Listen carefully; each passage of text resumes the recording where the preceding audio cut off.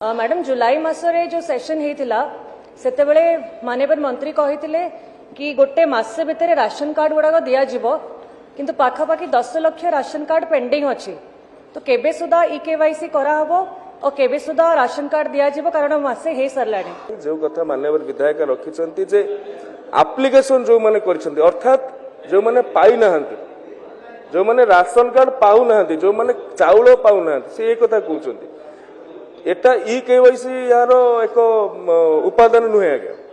जो मैंने चाउल पाउछंती से स्वच्छता आने इकेवाईसी करा जाउछि एवं आपणकर जो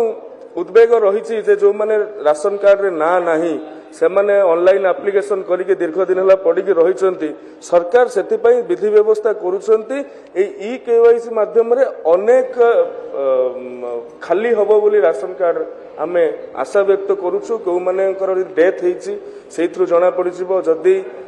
डीलर कोठी चंचकता करिकि चाउल ये करुछि से विश्वास भी माननीय सदस्य अच्छी बोली कहउछन निश्चित भाव रे एक कार्यक्रम ई केवाईसी वेरिफिकेशन सरिला परे नूतन कार्ड संपर्क में सरकार चिंता करें।